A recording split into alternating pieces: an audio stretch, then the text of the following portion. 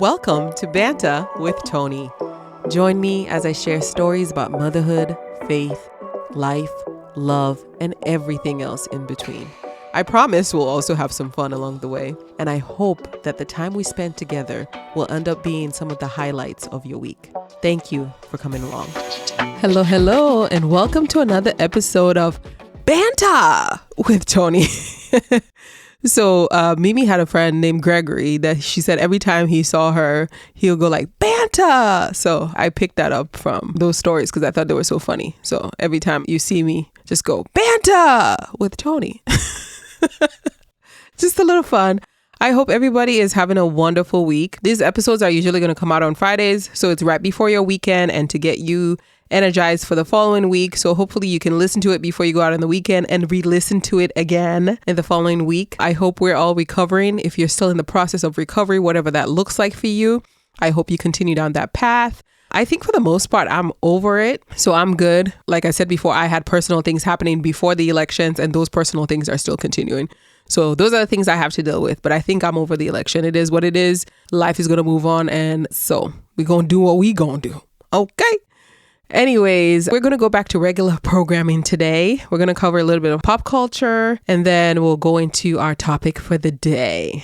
I hope that if you are on episode 3 listening, that I have grabbed onto your ears and I'll continue to grab onto your ears. So let's go. I don't know why, but it seems like Rihanna has been popping up on my feed lately, like on Threads, when I go on Instagram, even when I'm on TikTok. So the girl is out here working and it's like different things that popped up. Okay. So the first thing that popped up for me with Rihanna on Threads was this person. And because of the nature of the story, I'm not going to find out the name of the person, the individual. A lot of times when I say the name of the user is I'm trying to give them credit. So like if you are listening to the story, you can go back and follow that individual or, go and show love or whatever it is. But if it's the kind of story like the one I'm going to tell, I will not list the name of the individual because I don't want anybody going and having opinions about this person and the story I'm about to share. I hope that makes sense. In essence, what I'm trying to say is I'm always going to give people their flowers when they're due. So this individual made a post saying that they were pretty much disappointed in Rihanna because they felt like her being with A$AP Rocky was her not being with a man that's deserving of her because they're thinking like she's a billionaire, so she needs to be with a billionaire. I don't know about this individual. I don't know nothing about their life. But when I read that, I was like, wow. So many things that I wanted to address in just one thing, right? The first thing that came to my mind is I have never considered myself wealthy. One day, I pray the good Lord will bless me through my hard work, through the dreams I have, everything I'm trying to accomplish, that he will bless me and I'll be among the wealthy. But I have never considered myself that. But it doesn't mean that I've not spent my life like learning and trying to gather as much knowledge as possible from people that I consider to be wealthy or, have made well-to-do for themselves in this life. And one of the things that I've always noticed is that no matter the amount of money that somebody has, eventually the things that they seek in life are the most regular things that we're striving for that status or we're striving to have those achievements that we tend to take for granted. So a person will tell you, when I get to the point where I can buy anything in this world that I want and I've traveled, I've accessed the biggest things, everything on my wish list for life, I've bought my dream car, my dream home, dream vacation, done it 50 million times, I start wanting the basic things that I cannot buy with money because that's where the value is at. So that's what came to me like when I saw this statement that this individual made, because I'm like, it's not something that I think from what I've gathered from Rihanna, I don't know this woman, but just what I've seen from the media, I don't think she will pursue a relationship just because a person is a billionaire. And I went ahead to list on the comments for this young lady, like all the things that at least that we can see from the outside looking in. Again, we're not in these people's lives. We don't know what it's like. But from the outside looking in, what I have observed, I think they're equally yoked because they're about the same age. They both have heritage from what I've read from the islands. So they connect in that way there.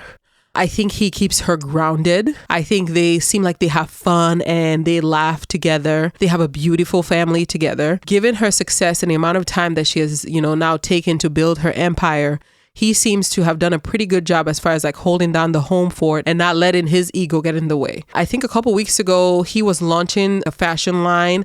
And that's like the first time that I've actually seen something that he's doing. And he had music that just came out not too long ago too. So he is doing some projects of his own. But I know that I read an article somewhere where he had stated that he didn't want like too much outside help. So it's either if he can't take care of the kids, then Rihanna is going to do it. And I'm sure family members help them here and there. I don't know how true that is, but that just kind of shows you like where his head is at, like with prioritizing his family and obviously being in a supportive role to Rihanna. So I list these things. I'm like, he seems supportive. They seem like they're equally yoked in that way. He's also a celebrity in his own right. Yes, he was not a Rihanna, but I mean, what the heck does that mean at the end of the day? You know, they seem to have the same sense of style. Like you wouldn't think about putting those kind of combinations together. And it's the kind of things that only the two of them could do. I think they connect in that area too with like fashion. So when you look at all these different things, I'm like, it seems like it's a pretty good match to me. So if your only thing of saying like she can do better, she deserves more, blah, blah, blah, she doesn't match this individual is because of monetary things that you think she should go and be with a billionaire. I'm like, oh my goodness, like this person, you must not understand that when you get to a certain level in life where you have a certain amount of money, you're looking for those little things. So yes, she is going to try to gravitate towards the person that speaks to her soul, towards the person that feels like home. And I remember also reading another article where it stated like she was saying how, you know, they have both seen each other in relationships that have not been so great. So one of the things they try to be cognizant of is the fact that they work well, great together, but they also have the ability of being like dynamite for each other, right? So it's making sure that they don't tap into each other's vulnerabilities or go into like their traumatic things that they know could trigger each other. So even approaching their relationship, like having that awareness in the beginning of it, I think that's a beautiful thing. So when I saw that, I'm just like, girl, I don't know what you're talking about, Miss Ma'am, but that is not a requirement for love. And to be honest, I feel like Rihanna is such a personality that I don't think that is even anything that's on her radar. I think if she wasn't with A$AP Rocky, I don't think she's going to be looking out there like, I'm a billionaire now, so I need to go make sure I find myself a billionaire. No, because again, it's something that she has worked towards. It's a value that's there, that's attached to her. From what I even observed from her life, like she tends to kind of live like a very low-key life that I love. She's always going to be fabulous. I mean, she's going to have some wonderful jewelry on, some one-of-a-kind bag, and, you know, because she's a fashion girly. But this is also the person that I saw like shopping at Target. This is the person that, you know, when she's with her family can be very down to earth. From what I can see, like just living like a regular person's life, which is what it should be like, to be in that space of like, I'm not allowing this money or this amount of things that I have to then cloud or take over all the experiences. So why would she just be with somebody just because, oh, I'm a millionaire, I should be with somebody that's a millionaire too. So that young lady, I'm just like, I hope she gets to challenge her thinking. And then, you know me, I'm always going to go deeper. So then I'm like, okay, if hopefully this individual, that's not how they approach their relationships too. Because then bringing it down to earth for us everyday people made me think about how many girls are out there that maybe a man is checking off a lot of the boxes for you, but you're holding off because you think, okay, I make 6 figures and he needs to make 7 figures. And that's the idea I've had in my head. So even though this person checks off all these boxes, I'm not going to give him a chance. Meanwhile, I'll give somebody a chance that makes the 7 figures, but they don't check off a lot of these boxes. And at the end of the day, the material things are great, but it's like, how does that person make you feel? Do you feel at home with them? Are they going to be patient with you? Are they going to see your ugly moments and still love you through all of that? And when you find that, that's the thing that you cannot replace with money.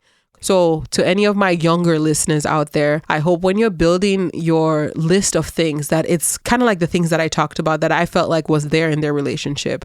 Like, do you guys have fun together? I think we miss that so much. Like, we put all these other things on our list, but is this somebody you guys can laugh together? You can have your quirky jokes together. Do you guys share a common interest? So like for these two, like I said, they're both musicians. They both have fashion. Like they have, I'm sure, other things that we don't know about, but there's a common ground in a lot of things.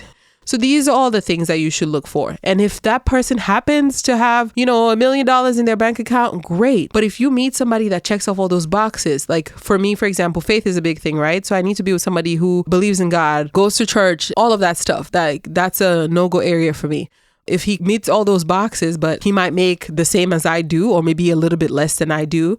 Africans always say tomorrow is pregnant. We don't know what tomorrow brings. If you have the right people together, like let's say you are more of like a go-getter or whatever, and maybe this person, they might want something different in life or from you. But let's say you guys get together, you don't know what tomorrow is going to bring. You don't know where his passions and his things are going to take him to. So if that person checks off a lot of things for you and it's just that one thing, why would you give up on that? And then you miss out on the chance of being with somebody that could have been a good match for you. So to my young girlies out there, because you know me, hey, I'm no longer in the market selling fish. My fish is not for sale, okay? That was like the craziest metaphor. But for those of you that are still in the market selling fish, I need to let you know, please have better criteria. Don't say, oh, this person is not your level because you dress nice and fancy and he doesn't dress nice. If that's a thing that's like priority for you, maybe you have like a public relations or you have something that, you know, you're constantly going out. So you need somebody that knows how to put together. But even still, is this a real reason for you to say, oh no, I cannot? Like if the person is open to it, like, okay, I'm going to have events that are coming up for work, you know, because like maybe your work have a lot of galas, maybe your work have a lot of stuff. So like this person, they might just be chilling in their basketball shorts. But if you let them know, okay, when these things come up, I need to dress you or we need to go to a tailor and they seem like they're okay with it. Why would that be something that you check off somebody for? You don't check off somebody off your list because they don't know how to dress. How do they treat you? How do you feel at home? How do they challenge you? How do you guys grow with each other? And how do you guys help each other grow? And this thing called marriage is not easy. So you want to make sure you have the right person at the core, at the center for you. And all the other frivolous things, like they're going to come, they're going to go. Like I said, even like somebody's body at a certain age, unless you're Mike Tyson that just went and fought at 58 years. Oh, Lord. That person's not going to have muscles for the rest of their life. So are you going to write them off because, you know, muscles are not there? Like, come on, girls. I need us to have more substance and I need us to see the true value of what beautiful, good relationships can be built off of. And again, I'm not saying I know Rihanna's relationship. I'm just saying from the outside, these are the things that I had seen that I felt like this young lady missed when she made that comment. I'm always going to relate it back to us in real life, right? Because like I said, we could always learn something from something. So that's that. And then I was on TikTok and saw a video of Rihanna in Barbados or in Jamaica. Maybe it was Barbados. Yeah, because she said coming home. So I think she was in Barbados and she's launching her Fenty line in the Caribbean. I didn't know that she never had like any stores and nothing there. So that's beautiful. Because I think last year or the year before she had launched in Africa. So I assumed that she had already had like her line in her home. But knowing that now it's going to be established there, I thought that was a beautiful thing. So she was just kind of talking about how a lot of people were saying like, this is a sign that she's definitely not making music anymore. You know, just talking about how the haters, the people who have supported her, that she always loved coming home. And people are worried about, you know, her coming out with another album. But I felt like she was teaching us a masterclass in how to be like authentic and how to evolve. And I know there were some people that came in like, what do you mean by that? I'm like, first of all, listen, Linda, okay? That's my opinion. I came on the comment section and I wrote that because that's my opinion, Linda. So I'm going to keep my opinion and you're going to keep yours. What a beautiful life. You see how that worked? I kept my opinion and you kept yours and the world kept spinning. So this is what I meant by that. I felt like she was teaching us a masterclass in evolution because she had mastered the pivot before we can even put a word to it. Like, even for me, that's something I've been looking at. Like, what does it mean to pivot and how do you do it gracefully and beautifully? Okay, so she has mastered pivoting well because we knew her for one thing. She was great at one thing up to now. Okay, I think there was some list that I saw that it was her, Taylor Swift and Beyonce that were like at the top. So even though she has not come out with anything for a while, her music was so beautiful. It's still resonating. Just the other day, out of the blue, I was just singing, Te amo, te amo. That was like one of my favorite songs of hers. So, I mean, she created a soundtrack to a lot of our like college lives, young adult lives growing up. So it's always going to be there. So she was so great at one thing, but then she decided that she was going to pivot into something else. And at the time, I don't think a lot of us realized that that's what she was doing. But clearly that's what she's doing because like that's the path that she's on now. I think it's one of those things. Nobody's ever going to leave like the thing that brings them joy and all those things forever. I think it's going to be one of those things, maybe like she will eventually come back and do a tour again. Just like how, you know, every now and then Sade pops up. Every decade or so, Miss Sade Adu pops up, comes out with an album, goes on tour, sells out. We still love her. She's still who she is. And then she goes on, lives her merry life. I mean, that's the kind of setup if I was a celebrity, singer, actress, whatever. I just pop out, do my thing, disappear. You don't see me. You don't even know anything. I mean, I could not tell you. I know the lady is living somewhere in London. That's all I could tell you. Sade, I don't know how many children she has.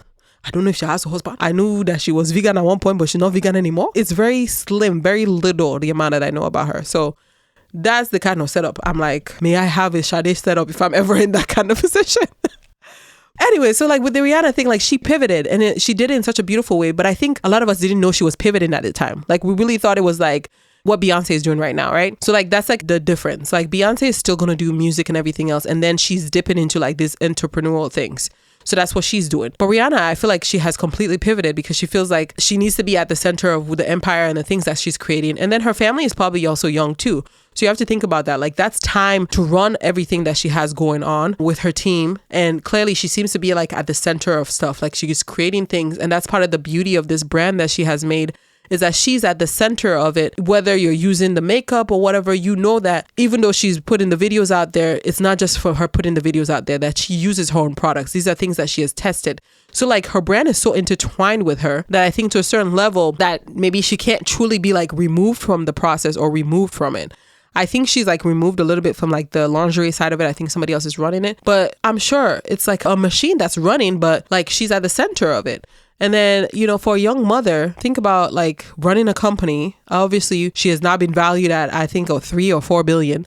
So to the magnitude that she's running it at. And then on top of that, you want to make somebody go on a tour for months and months on end. Like, touring is hard and difficult from what I've heard. I've never been on tour, but from what I've heard from these people, it takes a toll. And that's why people will do it for a certain period of time. But after that, like, maybe you do it to get the money up, to do other things, to venture into other things. But it's very difficult and it's very hard. And she also is like in a different place in her life too. Every time she come out with something, they'll be like, oh, she released that one, but she ain't released an album. Oh, we got new underwear, but we ain't got an album. Oh, we got a new formula for the foundation, but we still waiting on that single. I mean, every 2 minutes. And then she came out, she give you guys in Wakanda Forever. Lift me up. You guys were not satisfied. Still be torturing that woman every time. She can have picture outside of her apartment. You'll be like, oh, she can leave her apartment, but she cannot go to a studio. What is it? So that's what I was talking about with authenticity. I just feel like it's such a big part of her brand, just like being herself. Like, even when I look at her for a celebrity, as far as from what I can see, I don't think she's even gotten any work done like after the babies. I think like she's definitely lost weight, but you can tell like she still has her little mommy pooch there. And I'm sure that's part of like her authentically doing that for herself. Like, okay, I know I have the money, I know I have the means to, but I don't really want to. Like, this is the body that I've had after pregnancy and I want to learn how to embrace it, or I'm going to embrace it. I'm still going to be sexy. I mean, after that, she has still come out with lingerie where you can see it's whether mommy pooch is there or mommy pooch is not there. She's still delivering. She's still giving the deliverables. Okay. So I just felt like that's why I made that statement. So that was interesting because a lot of people agreed with it. I mean, it kind of threw me off because I just made a little random comment. And then next, I came back and it's like every day. And I think last time I checked, it was like 3,000 likes. I was like, well. So before I left, the last piece of pop culture that I wanted to talk about was this one that popped up on my TikTok. I mean, at this point, TikTok is the babe. Okay, this one that popped up on my TikTok, it was by the New York Times, but I think other outlets have picked it up. It was the New Zealand Parliament was having like a regular session, but then there's a law in place. I'm trying to make sure I get the story right from what I had read. There was a bill in place that was going to preserve like the indigenous people and help to reverse some of the colonial rule and some of the things that have been done to kind of like strip them of some of their rights. And I guess they were trying to now rewrite or readdress these bills that were already done before. And there was this leader of the party and she literally started doing like a haka chant. And this is like, have you ever watched rugby? If you watch rugby, I only know about rugby because my husband, okay? Those girls that play rugby, have you seen them? They don't look like the type of people you argue with. If you are eating a sandwich and one of them say, give me your sandwich, you say, yes, ma'am. Would you like some mustard for that? I mean, if you are walking somewhere and they happen to push you, you say, please, can you push me again? They're not the people that you want to be arguing with. Have you seen those rugby girls? They're tough and they have power. And then the men are like times 2. So if you've ever seen like the rugby games and stuff, like some of the teams will do the haka dances. And so it's like a traditional thing for the indigenous people of New Zealand. And the moment these ladies started, I guess I read somewhere that what she had said was, you know, this is our land or something and we were here before you guys, rightfully so. And the man that is leading the parliament, you'll have to see the video.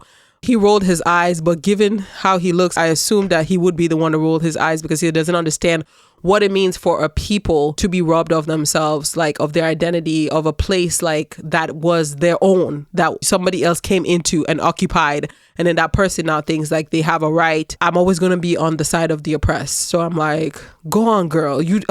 She ripped that bill up. They started the chanting and it held parliament for a day. I haven't gone back to look at the story to see if they held the session the following day and if that bill was passed. But man, I mean, the balls. But that's what it takes sometimes, you know, like just fighting for your rights and fighting for what you believe in. And, so many people out there are going through the struggles. And you think about when I talked last week about whenever we work on being better world citizens, and then this story came up and I'm like, just reminds you that everybody, all over the world, there are people from different parts of the world. Look at how New Zealand, they're still fighting for their rights there. And rightfully so. I mean, you have the Aboriginal people in Australia too. Same story, whatever you have, the indigenous people. I mean, we don't have to go far. We have indigenous people here and they have to fight so much for rights. And when people are always telling people to go back where they come from, we all gonna go back. We all gonna go back because if you are not a Native American tribe, I don't know what to tell you. It belongs to them. Anyways, I just thought that was just a good story, to see in the news. That lady ripped up that paper clip. So I will follow up with that story, but I hope that they are doing enough things that they can at least go back and rework on that bill or hold it off for a while. I wish them well on their journey. So today, what we are going to talk about on this episode is balancing life. Okay? That is our chat for today. I just thought it was good to come here. Like I said, with this podcast, when it's Banta with Toni. Oh, wait, I have to do it the way Gregory. When it's Banta with Toni. I always want to bring everything that I am. And I am a nurse. I am a mom. I am a wife. I'm a daughter. I'm an auntie. All these things. So sometimes balancing all these titles. Okay, Toni is still Toni. But then I have all these titles on me. And some of these titles, they come with expectations. So balancing all of this, and I'm just going to share the lessons that I've learned. But like I've always said from the beginning, it does not mean that I'm a know-it-all. It does not mean I have all the answers. It doesn't mean if something works for me, it's going to work for you. I'm just sharing my little pieces of nuggets because I just thought maybe, especially given the last couple of weeks that we've had, I'm sure a lot of people's balancing act have not been balancing. There's no Balenciaga in the thing, okay? We're not Balenciaga.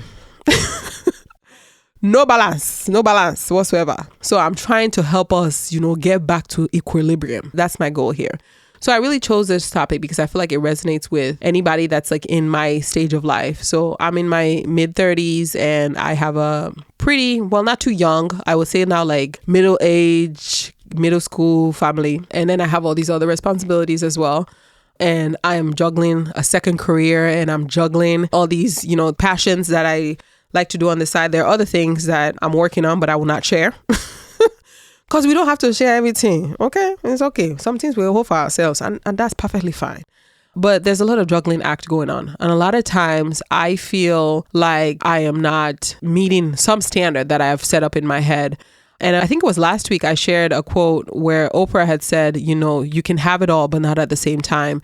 And that's one of the things I heard her say one time and I kind of kept it at the back of my head. And so when I go through these moments where I feel oh my gosh, so much on my plate, I have to remind myself that because today I might, be great at this, but tomorrow I'm going to be great at this. And this thing is going to have to slip through the cracks and that's okay.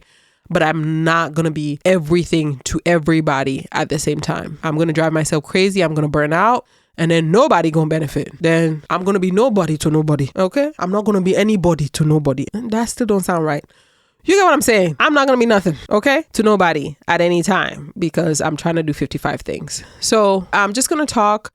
And then if anybody has any tips, suggestions, this would be a great time for you to, leave a comment, write me online. My handle on Instagram is @Banta Podcast. Okay. And on socials, my other handle is literally @Lovely. So LOVELITONI. So Lovely Toni. And that's my handle on Instagram. So I have 2 Instagram accounts, Lovely Toni and Banta Podcast. And then that's my handle on TikTok. And that's my handle everywhere else, the Lovely Toni one. I don't have a Banta TikTok. I think I'm social media'd out. I don't have a Twitter account, so you ain't gonna find me there. So those are the places, TikTok and Insta, you will find me there. Okay. So those are the places. If you do want to follow me, if you want to share with me about anything that I'm talking about today. So this juggling act. So for me, what do our mornings look like? I'm very blessed in the fact that I have a spouse that's very involved. So our mornings are usually the kids are waking up. And for the most part, because now my daughter is older, she's self-sufficient in a lot of ways. So on some mornings I am getting up and making lunches. But obviously I work overnight as a nurse. So there are some mornings I'm not even present. So my husband has come to like perfect the mornings really. Cause even sometimes like when I'm home, if it's like the night after I've worked, I'm so exhausted, I'm tired. I have to go out of my way to really wake up that day after I've come back from work to be there for the kids in the morning. So like that morning routine is good. He has it down packed. And then as far as pickups, if I'm home, I'm going to do pickups. But he has adjusted his schedule to the point that he's able to do mornings and he's able to do pickups. And that's a blessing because like I said, when I work overnight, I tend to sleep before I go to work. And then I have to leave the house around 5:30. So then I will try to take a nap around 3. And usually that's when the kids need to be picked up. And then I'm working all night. And by the time I come home, they should have already been in school. So like he had to, based on my schedule, master pick up and drop off. So I'm so lucky to have that because I know that there are some mothers that I do work with that will tell me like, they have to do pick up and drop off whether they're working or not. And I'm like, girl, may the force be with you. But can it be done? Yes. Is it easy? No, because at that point you're just working on fumes, honey. Because that means you ain't getting to sleep on time and then you have to wake up early too to go pick up kids. So I'm lucky for that. And then for the most part for my shift at work, I work 12-hour shifts. So 3 days a week, but it all depends. Like I like to do my schedule sometimes where it's like I work 3 off 2, work 3. That way I have a longer period of time, like 5 days off or 6 days off, and I can try to recover during that time. But it doesn't always pan out that way. So sometimes I work for 2 days, I'm off for 2 days, then I come back and I work for 2, off for 2, then work for 3, and I hate those. I hate them. Because I'm like, for somebody who works overnight, giving them like even 1 day off is a slap in the face. That first day back after you work an overnight shift is just trash. I say that all the time. There's no other word for me to use. It's trash.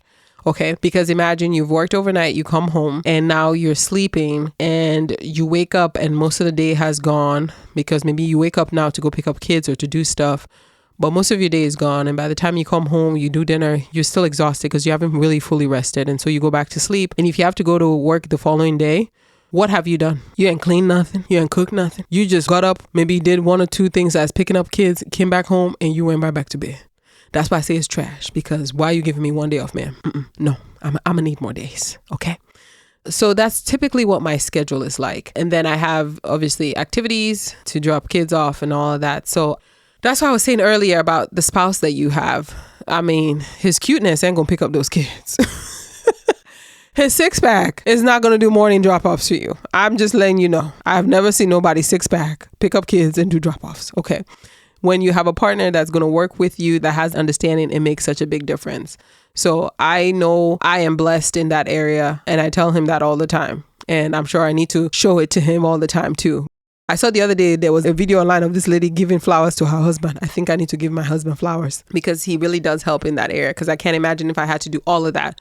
Pickups, drop-offs, manage work and cook and clean. And whew, oh, Lord. Just even thinking about it, I'm exhausted. So these are all the things I have to juggle, right? It might look different for somebody else who, maybe you work from home or you have, a different type of job that maybe helps to have you have flexibility. But when I first started therapy, I was overwhelmed a lot because I was like, I would just look at everything that I have to do. I'll be like, my house is dirty. I have laundry piling up. I have all of this stuff. And then I go to work and sometimes that can be stressful. I've had work environments before that have been not so ideal is what I'll say there. And so then it's like, I'm stressed at work. I come home and I'm stressed. And then I have personal things that are happening because, there always needs to be 55 million things happening around me. And then I have to deal with those things. And then, cooking and drop-offs and keeping up with your assignments. Okay, so I was very overwhelmed. And what my therapist taught me was blocking time. Before that, I had no clue. I was like, ma'am, what is that? We having a block party? She said, no, you're going to be blocking time. And when you block this time, you're only going to do a specific thing in that time. And when the time is up, you are going to drop whatever you're doing and move to something else. I was like, I got that down. Girl, it was a struggle. I mean, there might be boys listening too. So girl, boy, it was a struggle. I'll be like, okay, I'm going to block time. Time has come. It's been 3 hours since I started this thing. I was only supposed to block time for 1 hour, but here I am, still doing something. So it took me a while and I had to learn like my blocks needed to work like 2 hours or 3 hours for it to be effective. So that has really helped to save me a lot. And now, like when I have my chunk of days off, I literally would just set goal for each day. So I'll be like, today's my cooking day. And when today's my cooking day, that's one of the blessings of us living in an African household. I can cook like 3 things. So like yesterday, for example, was my cooking day. My niece and my son actually helped me prepare all the meals for the week. So I made okra soup, I made peanut butter soup, and then I cooked my husband's native soup because I always try to do something for him. One of his love languages is food, really. He loves to eat. And one of the ways you're going to show him how much you care. For me, one of the ways was by me learning a lot of like his native foods that he eats. And, so I do that. Then he's been like on a health journey, really. So it's hard for me to like cook some of our typical things for him. But he's found like little ways, like he eats like low carb, fufu and all these things. So, I make sure to have those things. And then if I have time during the week, then I can make something like American is what I call it. But like a spaghetti or Alfredo or, tacos or whatever that I can make that I know that when I have that, we eat that for dinner at any point. Then the kids can pack it for lunch so they can always have that. And then some days it's, sandwiches. Other days we might, put some chicken on the grill and that's what they're able to have for the week. So the batch cooking helps though, because those things that I cook usually will end up being dinner for them when they come after school. So there's no such thing as me like putting together their dinner when they come home from school. Because now look at this week, you have 3 options. What do you want? You want okra soup? Do you want peanut butter soup? Or do you want native soup? Either way, you have 3 options. And that's what it's going to be for the rest of the week. That's one of the things I've learned. So your house might run differently. Obviously, my house is a African home, so it makes it easier in that sense. Like I don't have to figure out a dinner every night because I can have 3 soups that I cooked that one day. And then here and there in between, if I have time, I can quickly whip up something. But maybe for you it's different. So then meal prep. I know there have been times when I've done meal prep, like the traditional meal prep American way. Those have been the times when like I've been so busy and I'm like, I really don't have time to cook, because African meals are in depth, like all the steps that it's going to take. That's why I say it's a whole day. By the time I'm done doing that, I just want to sit down. My feet are hurting me. I need a foot massage. I need it. So by the time I'm done doing that, I really don't want to do nothing else because it's in depth. But on the times when I've done like the American version, I can meal prep and I can say, okay, I'm going to cook some salmon, make some mashed potatoes, make some veggies. And then make another thing and then put it in the little containers. I had bought like some containers from Aldi and I'm able to do that. And then there's meals there. And then that makes it easy too, because then they can just grab some of those for lunch. If they don't feel like having a sandwich, they can grab them when they come home for dinner. And then by the end of the week, all of the compartments, all the little trays are gone. So you figure out what works for you, really. But I think blocking time and picking out a time to meal prep. So if you work Monday through Friday, maybe it has to be every Sunday for you. Like you guys go, you plan out what you're going to do. You do your groceries, you come, you cook. And then it can be a family thing, like where you guys all do it together. You have fun. And, for somebody that's been there, I've been there where I've tried to be Wonder Woman and I'm trying to do all this stuff by myself. And then I'm pissed off and I'm mad. So incorporating the family into it, having the kids help you. Like one day my husband just was like, we can help you. You don't have to do this all by yourself. I was like, oh, okay. Oh, okay. Cut some onions for me, please. So take the help from your family, take the help from the kids. I mean, yeah, take the help, sis. Wherever you can get it. If there's an app where they can, Instacart. Instacart is my friend. Okay. If I need to do groceries, this is what I do. While I'm at work, I might go on Instacart, put everything together that I know, okay, when they deliver this, I can make this for dinner today. And then, I can prepare the rest of the things for the rest of the week. Go there, order it. When I get home, I tell these people, look, they're going to be delivering Instacart from this time to this time. So please, when they come, they ring doorbell. Please answer. And that's it. I took my behind to bed. I wake up, they have delivered my Instacart. Everything is put in the fridge because the kids now know where things go. It took time to get there. I had to teach them because there was a time my son took an entire package of cheese, shredded cheese that we use for omelette, and put it in the freezer. And then like a crazy person, I was like, I know I ordered some cheese. I'm over here looking for the cheese. And then one day I was in the freezer looking for fruits to make their smoothies. And I go in there and lo and behold, as I moved the fruits out, I saw my cheese. I'm just like, oh, now that I don't need the cheese, of course, now I find the cheese in the freezer. So it took a while to teach them like where things go, but they know now like how to put up the groceries really, they know how to do that. So I can sleep, the groceries get delivered, they're put up.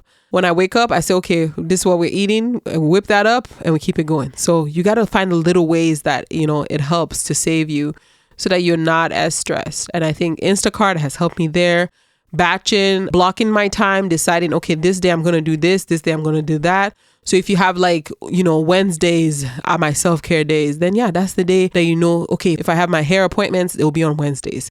Go get my nails done, maybe go get a massage, do skincare at home. It might not even be you going out of the house, but maybe that's the day you can take a bath, do your steaming for your face, whatever it is that you got to do. But if you decide that's the day I'm going to do it, or from this time to this time, blocking time has really helped me. And when I do that, then I don't feel so overwhelmed. And I do feel like I've accomplished something, because when I say, okay, from 4 to 5, usually it's like 3 hours. So I might say from 4 to 7, I'm going to do this. And then I get it done. Whether I finish or not, I'm leaving it after 7. That's also the key. Because for me, cleaning was one of those things where I'd be like, I want to clean. Well, I'm going to clean from 9 o'clock till noon. Whatever I don't finish at by noon, I'm leaving for the next day. Same thing. If I say I want to do laundry, I'm going to do laundry from, 9 o'clock till 3 when I have to go pick up the kids. Whatever I don't get done, I'll do the next day. And then we'll just leave it at that. But it just felt so much more doable once I started blocking my time. So I'll recommend it to anybody to do that.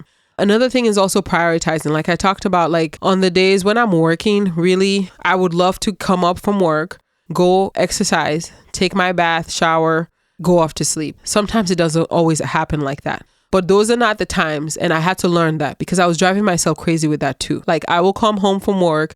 If let's say the kitchen wasn't the way I wanted it to, that would be now time that I'm spending cleaning the kitchen, or I'm putting this away and putting that away. And then before you know it, I haven't gone to bed on time and da. So no matter what my room is looking like, no matter what the kitchen is looking like, it is not my business. I am going to come home, work out if I can. If I'm too tired to work out, take my shower and find my way to my bed and sleep. And so I had to learn to do that, to prioritize and say, this is not going to happen right now. And no matter how much that's driving me insane, that those dishes in the sink, not today. I had to learn how to let those things go. And then I already kind of covered that, but your self-care is so important. So you have to schedule that. And I think that's one of the things I come to realize too, like part of living this life that we live when we are abroad, and obviously when you have a family and all of that, is just planning stuff. And it's okay. Like I have to plan in my self-care. I have to plan in my exercise. One of the things with exercise that I realized is if I have it in the back of my head, oh, I want to exercise, whatever, 9 out of 10 times it's not going to happen. But when I started scheduling, so like right now, I have my classes all the way up to November 25th picked out. Like I go on my Peloton and I'm like, okay, I want to do biking one day, weightlifts one day, bar one day, yoga one day, meditate. I've already picked them all the way up to the 25th at 9 o'clock every day. And I do that for consistency, because we have to remember that we're human beings that are kind of like programmed like machines, right? So the more you do something the same way every day, the more second nature it gets. So I want to get to the point where like come 9 o'clock, no matter what day of the week it is, my body's just like, oh, exercise time, because I've already consistently done it that way.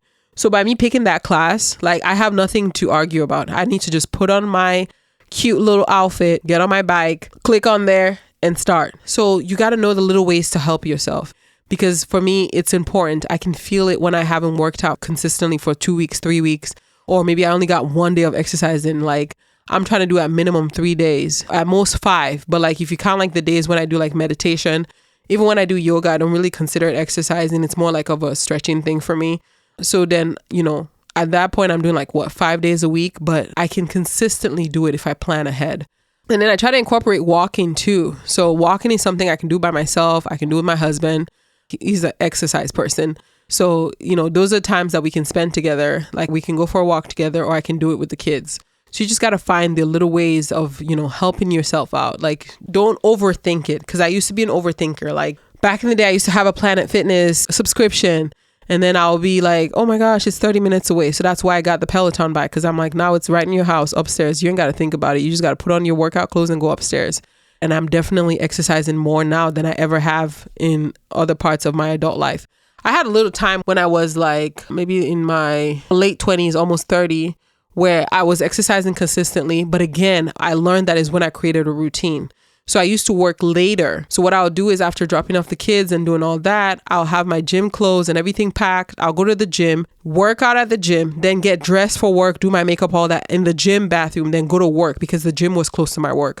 And I consistently did that for over a year while I worked this particular job. And I had lost so much weight without even trying. What that taught me was just having a routine. And for me, that's what I'm trying to develop now, having that routine, waking up every day, 9 a.m., whether I'm working or not. It will be when I come back from work that I work out at 9 a.m. or it'll be me after we drop off the kids on the days I'm not working, come back and work out at 9 a.m. But it needs to happen. And then give myself grace. Sometimes, like today, today was a rough morning. I had a rough night sleep-wise. So I came back to bed like around 5 or 6. So then I slept in till 9. My husband did the morning runs with the kids. So I really didn't even get out of my bed until like 11 o'clock. So I had a 9 o'clock workout plan, but I just did it at 11. But either way, it got done. So giving myself grace. And the same thing for you guys. Like, give yourself grace. Talk to somebody. I wish I had done this more when my kids were younger. But, having those friendships with people that might be in the same place or they are a little bit further ahead of you and just being vulnerable with each other. And then when you are the person that somebody's being vulnerable with, if you know you cannot handle somebody's vulnerabilities, find a way to at least tell them, I'm sorry, I wish I could help you, I cannot.